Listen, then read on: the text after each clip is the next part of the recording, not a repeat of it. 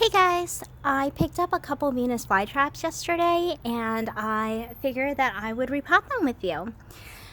These Venus flytraps are from Rocket Farms and they came in these cute little tubes, but since I got them yesterday and I didn't want them to roast in the shade outside, I took them out already. But I just wanted you guys to know where it came from.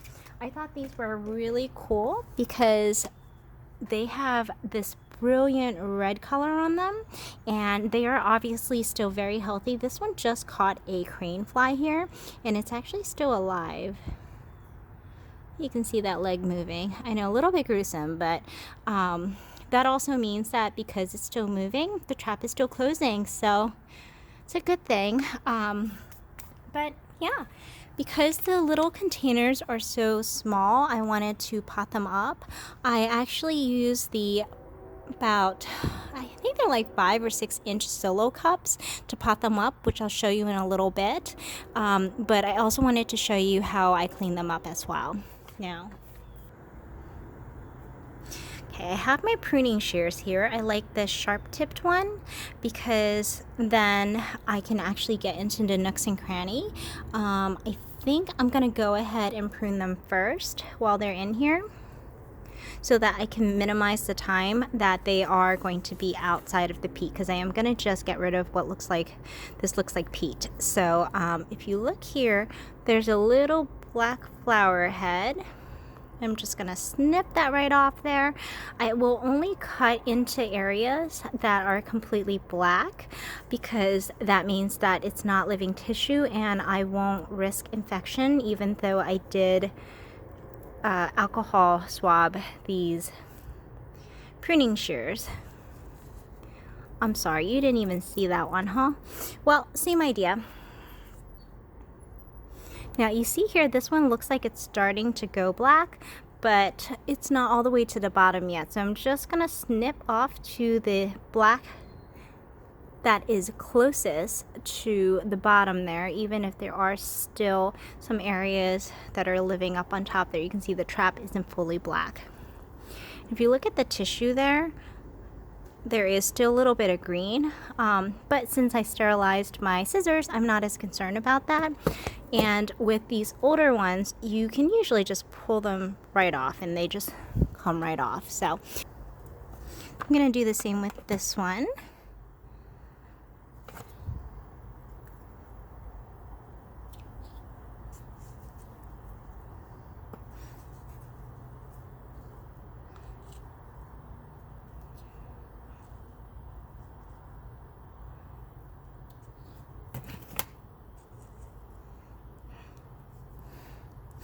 And this one looks like it's on its way out, but it's still green and I don't want to risk introducing any infections, so I am just going to leave it be until it goes black on its own. Okay, so next we are going to prepare our potting mix that we are going to be using for these plants. I'll tell you what I use. Some of you guys are probably gonna yell at me. This is what I use. I use Hoffman's Sphagnum peat moss. I have heard after I purchased this that it is not good to use the peat moss because it's not sustainable, and I'm looking into a different alternative, but I haven't found one yet. So if any of you guys know of anything, please drop me a line in the comment section and let me know. But I'm going to continue to use up this bag because there's no reason not to. But that's what I use. And then for this perlite, I actually use, there you go. That's the brand I use.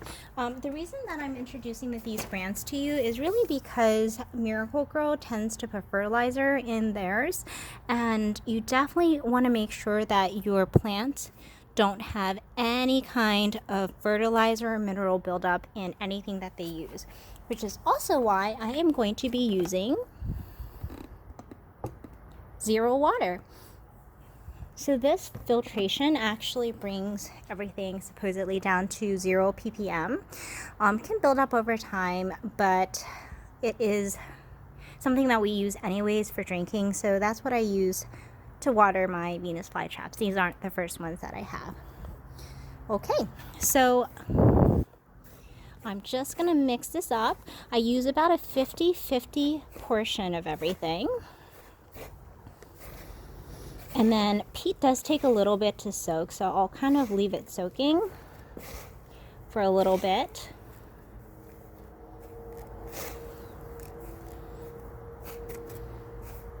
It can get a little bit hydrophobic, so that's why I use this container, just to let them soak.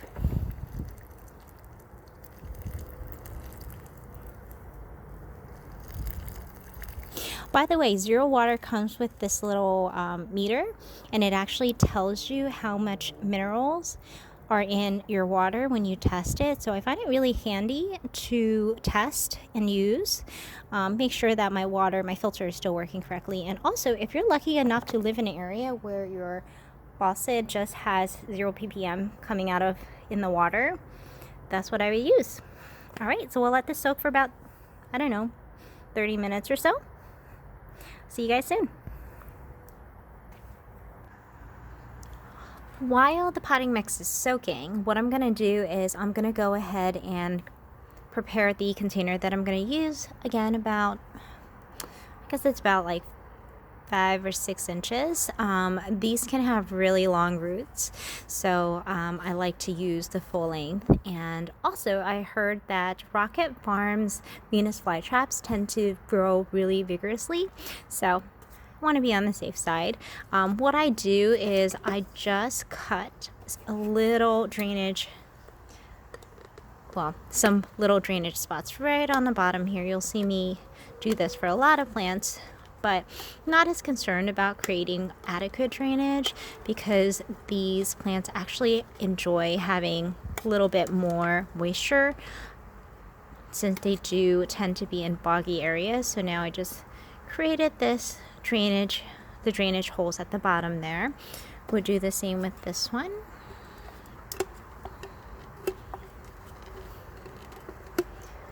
And guys, if you do this, make sure that you clean up the little pieces that fly off, because if they get washed down the drain, some poor creature might accidentally choke on it. So okay, it's very interesting. Sorry, just caught my eye that this crane fly was just moving. Okay, so what I'm gonna do is I am going to take this out of the pot. See a little crane fly there. He's waving at us.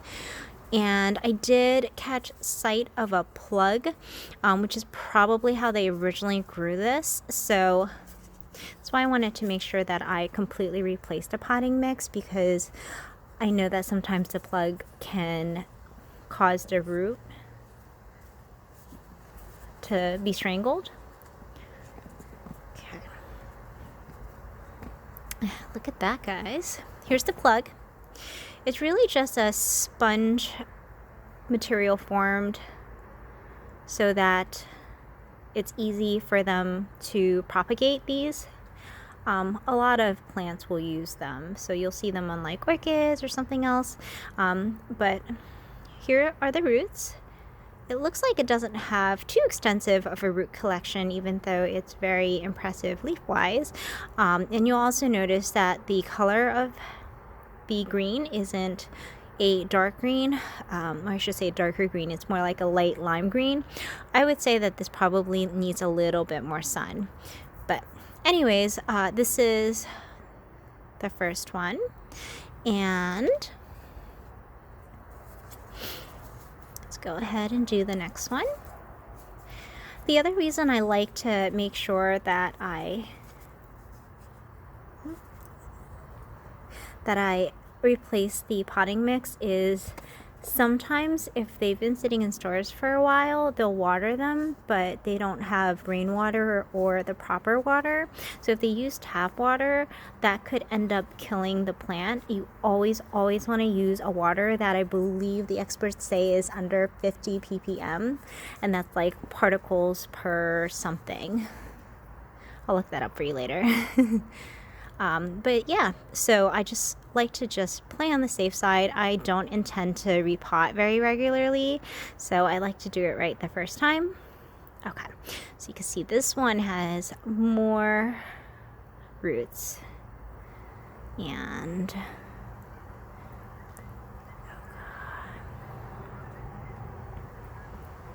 what I'm gonna do is I'm just gonna soak them in some zero water here, just to rinse it all off. Ooh. Sorry, I'm triggering traps. That wasn't my goal. Alright, let me just rinse it off a little bit. I tend to leave these out outdoors, so I'm not really concerned about sanitizing them. Okay, here we go. Yeah, so when I said trigger the traps, that means that I stimulated the little triggers, if you can see here.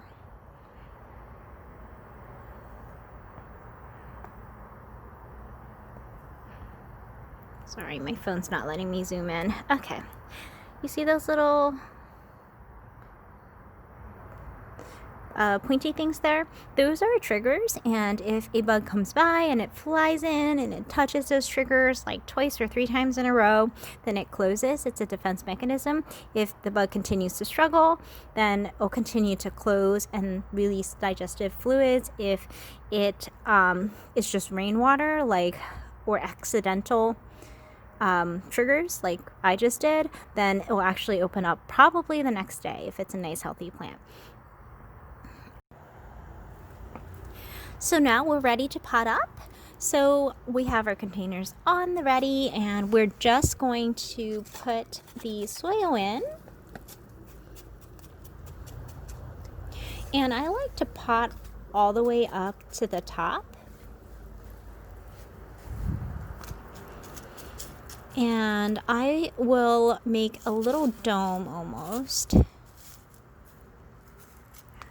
So this is actually the highest point right in the center here. I'll grab my little fly trap. Okay. Give you a slightly better vantage point there. Okay, I'm gonna spread the roots around. They tend to grow straight down, so I like to spread it over the cone here. Okay, and looks like I want to be just a little higher there in the middle. Okay. So I'm actually looking to have that white part be just below the rim of the cup if you're looking at it right from the side. And I just fill in.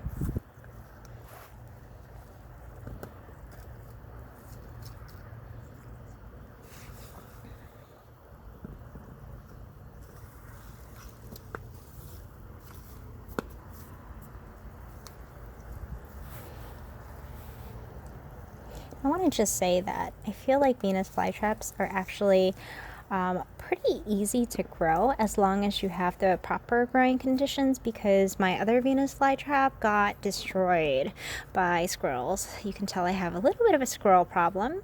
So I was out and I came back and the squirrels had actually pulled up the flytraps and ate all of the roots. So all I had left were the little rhizomes, and I ended up potting them up, and when I potted them up, they came back. So they are starting to grow back. I was actually really sad because some of them were typicals like this one, but some of them were my brand new red dragon. So I'll actually show you them.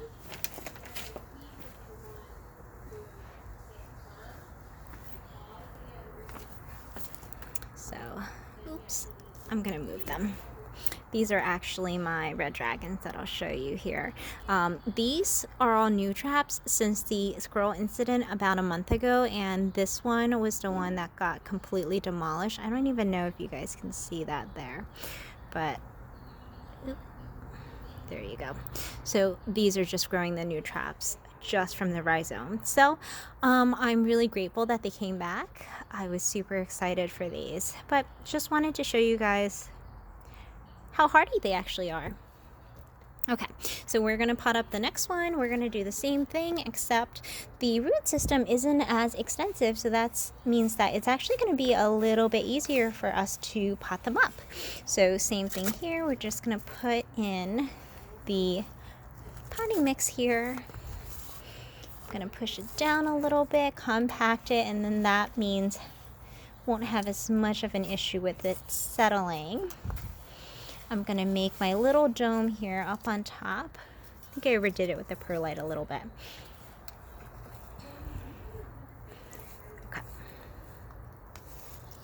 Okay, and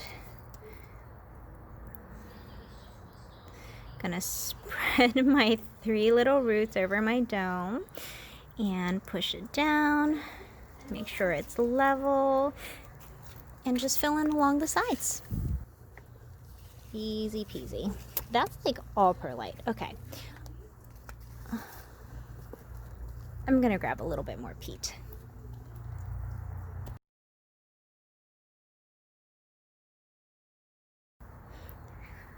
So here are my 2 new Venus flytraps all potted up. Last step is we are just going to add some 0 water to water it in. I do leave my Venus flytrap sitting in about an inch of water in the summertime, and in the wintertime I'm not as concerned about their hydration. They tend to go dormant. So anyways, this is it. This is the end product. I am really excited to see how these turn out. The coloration is something that I don't have. I found it really interesting that the red is actually along where the teeth are, the little spikes. So I'm excited to see if they'll keep or if they'll go away. I guess I'll find out next year. Well, thanks so much for watching, guys. And again, if you have any questions, comments, drop me a line.